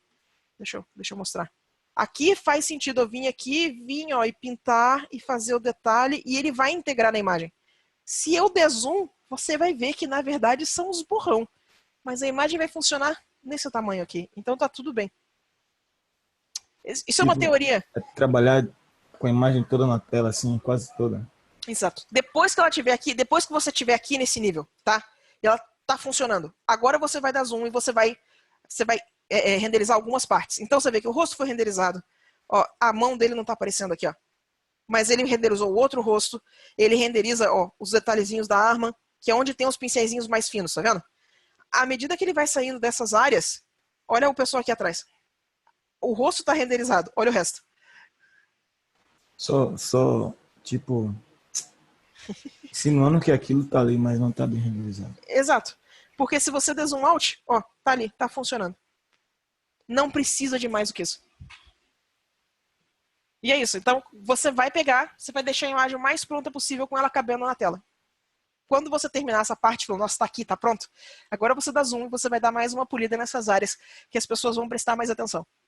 Mas não é para ir pegar a asa, por exemplo, e pintar ela inteira no zoom. Não faz isso, é muita perda de tempo. E eu vou te dizer assim, o lance de você limitar esse uso, limitar esse uso do zoom, esse tempo de pintura, ele vai viabilizar os projetos. Porque se você vai polir uma imagem desse tamanho, você ia levar 70 horas para polir ela inteira. E aqui ela consegue ficar pronta com 30. E ela está pronta, ela foi usada, nunca deu problema. É que existe uma teoriazinha. Quando a gente. Isso é parte técnica de impressão. Quando você vai imprimir alguma coisa, sabe? Todo mundo sabe o que é DPI. Alguém tem alguma dúvida do que é essa medida do inferno? A diferença entre pixel e DPI. Por que DPI não importa para pintura digital? Alguém tem alguma dúvida sobre isso? Mais ou menos. Seguinte, ó. O pixel não tem tamanho físico. Ele não tem. Ele não é uma unidade que tem um tamanho em centímetros. No entanto, quando você exibe ele numa tela, né, igual tem meu monitor aqui, essa tela tem um tamanho físico, desculpa. Então o pixel aqui nessa tela, ele tem um tamanho. Mas o pixel do arquivo digital não tem. Então se eu pegar essa mesma imagem, tá? Com essa mesma quantidade de pixels e abrir num monitor que tem mais pixel por centímetro, a minha imagem fica menor, porque o tamanho do pixel diminuiu. Faz sentido? Se você abrir numa imagem, se você pegar e abrir, por exemplo, 1080p, muito monitor da gente é 1080p, aí os monitores são 20 polegadas, 24 polegadas. Mas você pega uma TV de 40 polegadas que é 1080p, a imagem fica muito maior, mas com a mesma quantidade de pixels. Faz sentido? Confirma pra mim que isso faz sentido, porque eu sei que ele é um pouco bizarro. Então, o que acontece? Quando o pessoal começou a fazer cálculo da impressão de qual o tamanho pixel que você precisava para ver uma imagem, o que as pessoas fazem? Você vai pegar, por exemplo, você vai fazer um outdoor, tá? E aí você vai pegar e você vai esticar seu braço e você vai fazer o outdoor caber aqui, ó. Tamanho do A4, na frente da sua mão. E aí você vai vir e falar, ó, tá, isso aqui é um A4, né? Isso aqui tem 30 centímetros entre uma mão e outra. E aí você tá vendo o outdoor, ele fica aqui, ó. Então se eu fizer o outdoor com 60 centímetros, 300 dpi, ele vai servir para a imagem do outdoor.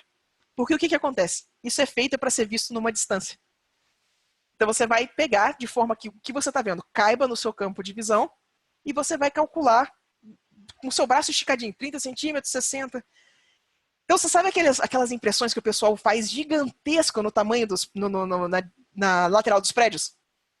Quando vocês estiverem passando na frente de um desses, pega, estica o braço e vê o tamanho que ele fica. Você vai ver que ele fica muito pequeno. Eles são tipo 15 centímetros. Então, não é uma imagem que precisa de uma quantidade de pixels gigantesca. 15 centímetros, 30 dpi, você já dá para ampliar daquele jeito. Porque essa é a distância que você está vendo. Então, quando você está vendo uma imagem dessa, você está fazendo ela com mais pixels para ela poder ter mais uso. Mas você vai sempre ver ela desse tamanho. Ela é feita para ser vista desse tamanho. Olhar de perto sempre é bizarro. Mas, gente, olhar qualquer pintura de perto é bizarro. Isso aqui é pura ilusão. Sempre foi. Mas é isso. Então, a imagem é feita para ser vista desse tamanho. Se você precisar de mais área, você coloca mais área, mas, no geral, você está com ela no seu campo de visão inteiro. Você aprender a simplificar, isso é muito difícil. Sim, é. Olha só, existe uma regra, tá? Não, desculpa, não é uma regra. Como eu faço, não é regra. Como a Sula faz. Eu coloco 3.500 pixels na dimensão menor. Normalmente, tá? Eu uso... eu não uso... Como eu estava dizendo para vocês, o DPI não importa. O DPI só vai aparecer na parte da impressão. O que importa é a quantidade de pixels. Se eu tenho uma imagem que tem, por exemplo, 1.500 pixels no tamanho menor, ela é uma imagem muito pequena. Essa imagem, ela, sabe, tem pouco pixel. Você não vai conseguir ampliar ela. Se você tem 8.000 pixels, aí essa imagem está grande. Ela provavelmente vai ser muito pesada. Então, eu não trabalho com DPI. Todos os meus DPI são em 300, porque o básico do Photoshop era isso. Mas o que importa para mim é o tamanho e a quantidade de pixels, porque é isso que vai determinar quanto que a imagem vai conseguir ser ampliada ou não. O que acontece, né? Você pega uma imagem que é um A3 a 300 dpi, ela tem 3.500 por 5.000, 4.900 e um quebrado. Se eu pegar essa imagem e eu colocar ela em 150 dpi, ela vai imprimir no tamanho de um A2. Se eu pegar essa imagem e colocar em 600 dpi, ela vai imprimir no tamanho do A4. Então, o que importa é a tua quantidade de pixel, não é o dpi. Eu sei que eu botei muito número no negócio, né? Se não fizer sentido, abre o microfone e pergunta. De verdade. Mas é isso. Trabalha em tamanho de tela, ela vai ser vista desse tamanho. Então você só precisa polir partes da imagem, você não precisa polir a imagem inteira. Sula, você falando isso me lembra muito o quadro do Monet, que você tem que ver de longe, porque se você vê de perto, você não vê nada. Você vê um bando de tinta. Você vê de longe, você vê aquela imagem maravilhosa, aquela paisagem. Mas é isso. Tem sentido a mesma coisa? Todo o nosso sistema de impressão é baseado em impressionismo. Tem a basezinha. Você lembra quando a gente tinha aquelas impressões de revista mais antiga que você conseguia ver os pontinhos? O nome, cara, eu sou muito nerd, meu Deus do céu. O nome daquilo era rosácea. E ele parte do princípio que a tinta de impressão é semi-transparente e que ela vai sobrepor em certos pontos. Então, se você quiser fazer aquele pontinho super preto, você fazia carga de várias coisas diferentes e o ponto aumentava e ele conseguia cobrir a área. À medida que você ia fazendo o degradê, né, o ponto ia diminuindo e ele ia cobrindo, ele ia afastando um do outro. Então, é tudo baseado na teoria do impressionismo. Que o impressionismo ele pinta exatamente assim. Você vai fazer as manchas e você vai agrupar elas, e o pessoal do impressionismo tinha muito esse lance de você pintar direto do tubo.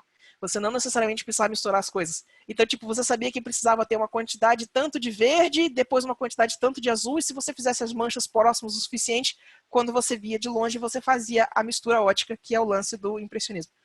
Mas, enfim, muito nerd, né? Eu adoro essas coisas. Se vocês algum dia tiverem curiosidade, procura sobre a história da impressão, que ela é fantástica. Vale muito a pena. E é isso, o DPI não importa pra gente. O que importa pra gente sempre, única e exclusivamente, é o tamanho em pixels. Não trabalho com tamanho em pixel pequeno.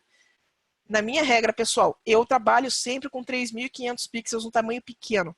Desde que eu passei para esse computador aqui, que eu montei o workstation para trabalhar mesmo, eu tenho trabalhado com 6.000 na tamanho pequeno. 6.000 no tamanho pequeno, ele garante qualquer coisa que eu quero imprimir. Normalmente minhas imagens ficam com 8.000 por 6.000, 9.000 quebradinho por 6.000. Elas ficam grandes, mas é isso, cobre absolutamente qualquer coisa. E eu não necessariamente levo mais tempo para fazer elas, porque eu estou usando esse método dela na tela inteira. Então eu vou pegar, vou polir o máximo possível, vou o rosto, vou polir, vou pegar a mão, vou deixar tinindo. No caso de Warcraft, tem que renderizar as ombreirinhas, porque as ombreiras também são parte do pacote, entendeu? E na hora que você diminuir, sabe aquele lance quando você diminui a imagem, ela parece que fica mais nítida?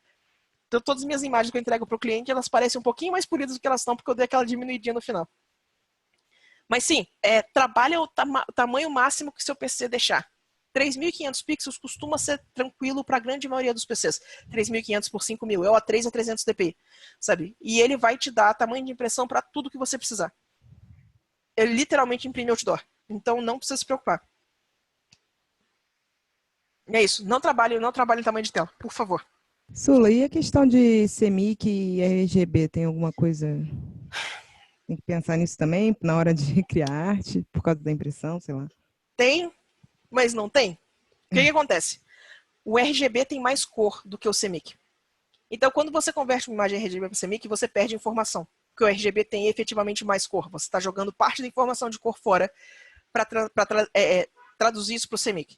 No entanto, quando você for imprimir, tá? Se você trabalhar direto em CMYK, você tem menos chance de cair nas cores que não imprimem. Então, ele costuma ser um arquivo mais seguro. Mas, falando pelo aspecto técnico, agora vai entrar todos os asteriscos, sabe? Isso é anotação no rodapé da página. O que acontece? Na verdade, quem era para fazer a conversão para CMYK era a gráfica. A gráfica, porque o que acontece? Cada papel... Meu Deus, vai ficar muito técnico. Se eu estiverem matando vocês de TED, me avisem. Cada papel consegue absorver uma carga de tinta específica. Você sabe quando você pegava a canetinha e você ia no sulfite, você segurar... Não sei se vocês brincam disso hoje em dia, mas você pegava a canetinha e botava no sulfite, você segurava e a tinta começava a andar no papel? Já brincaram de fazer essas coisas? Então. CMYK acontece uma coisa parecida. Cada papel tem uma taxa de absorção. Se você passar dessa taxa de absorção, a tinta vai caminhar no papel e a sua imagem vai borrar. Isso não pode acontecer.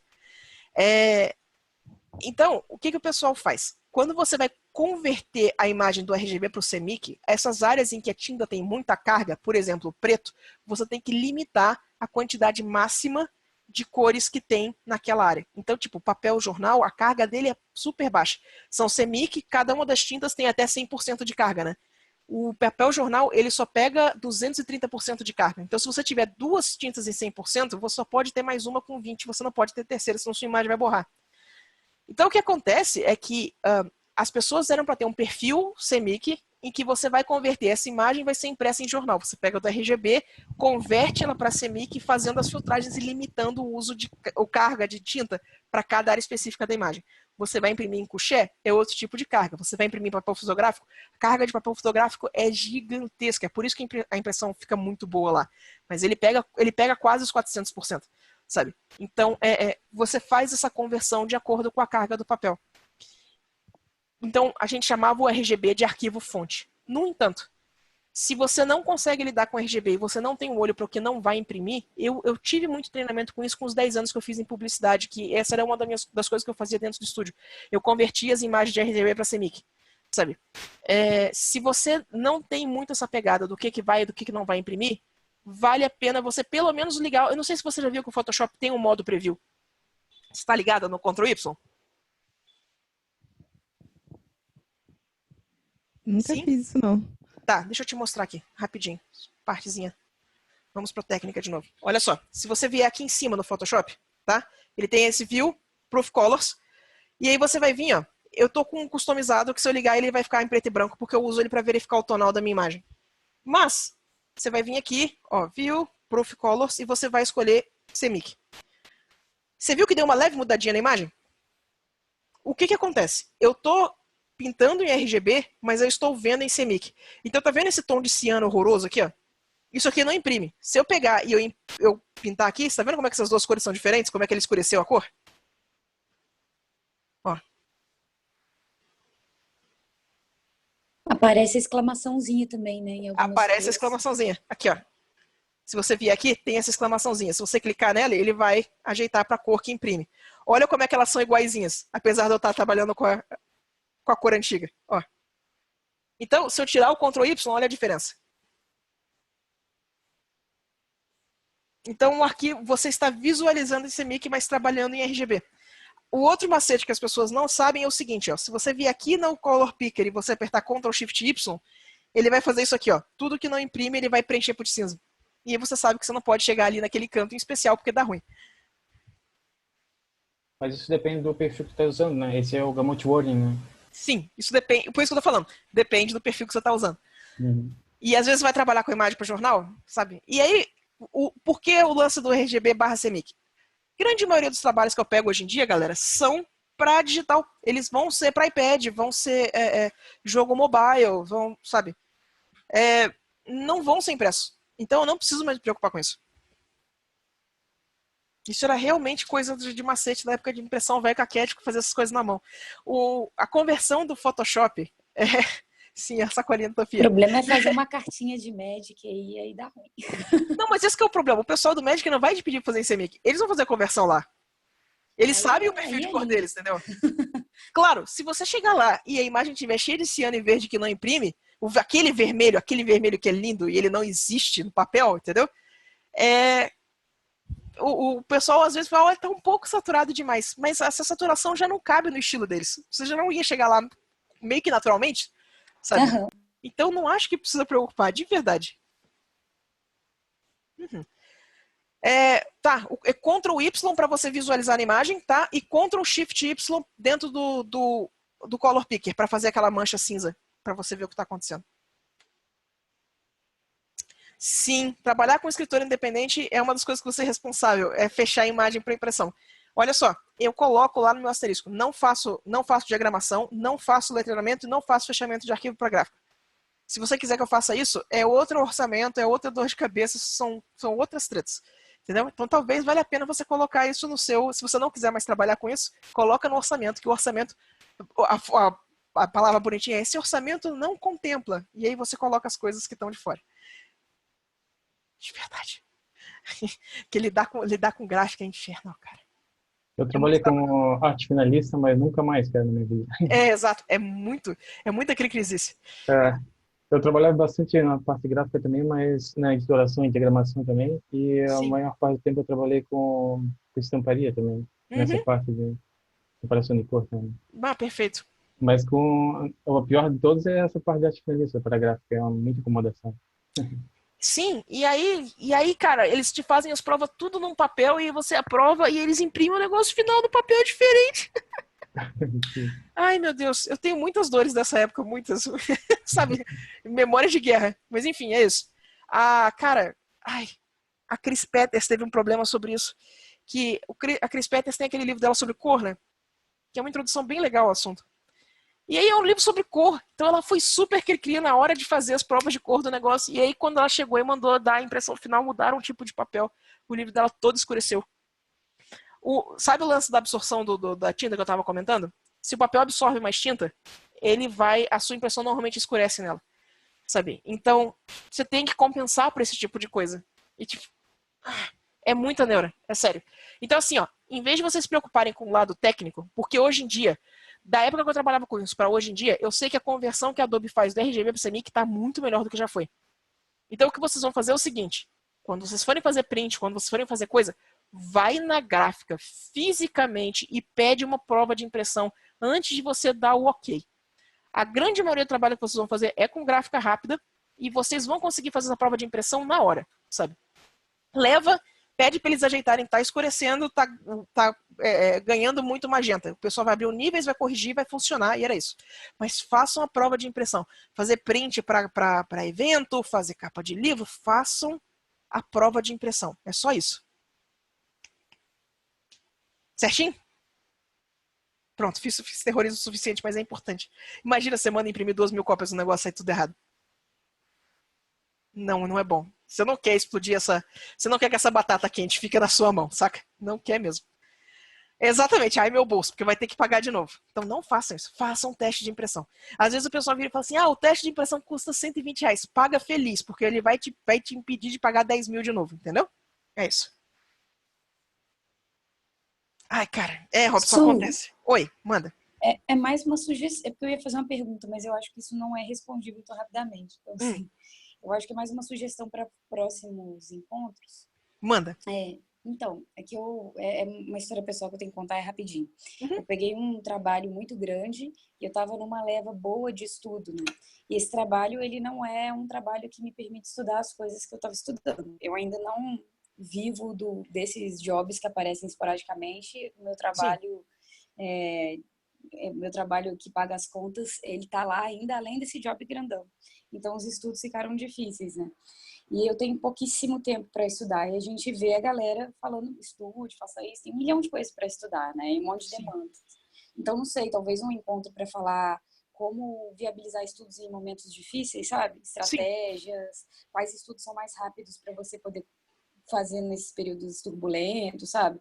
Porque eu ia te perguntar se você passou por períodos turbulentos que você fez, mas eu acho que rende mais um encontro maior, não sei. Sim, é porque assim, tem um bocado de estratégias e filosofias pra gente discutir. A gente pega isso em abril. Perfeito. Porque sim. Obrigada. Olha só, já que a gente tem um mês de preparo, é isso. Foca o seu estudo. Em abril eu vou estar livre, graças a Deus, mas assim, vai voltar esse momento. Perfeito. É porque assim, ó, foca o seu estudo. Você tá estudando anatomia? Se você começou pra parte do render, já não tá mais estudando anatomia, entendeu? Então, foca o estudo. Faz o mais focado possível, faz o tempo render. Foi onde começou a dar certo. Mas eu explico o que isso quer dizer mesmo de verdade na próxima sessão, então. Tá bom? Gente, mais alguém tem mais alguma dúvida sobre os assuntos de hoje? Eu volto, Daniel. Não precisa se preocupar. De verdade. Ai, eu fico feliz que faz diferença pra vocês, que vocês curtem, galera. Sério mesmo. Muito obrigado. E aí? Mais alguém tem mais alguma dúvida pra essa sessão? Não? Então, ó. Eu vou encerrar. A gente se vê, então. Oi. Deixa eu só perguntar uma coisa, que eu vi que você não vai participar em março, é isso? Isso. Atrasada. Como é que aconteceu? Não, eu vou precisar de folga. Eu tô bem ocupada em março. Mas em abril a gente volta. Meu espacinho de abril já tá garantido já. Tá certo, tá valeu. Não precisa se preocupar que eu não estou fugindo. Eu gosto muito do cantinho aqui. É só que a vida apertou mesmo. Mas, voltamos, tá bom? Tá certo, valeu. Beijo, gente. Boa noite pra vocês e a gente se vê em breve. Qualquer coisa, dá uma roupa lá no Discord, tá bom? Valeu, boa noite. Valeu. Tchauzinho.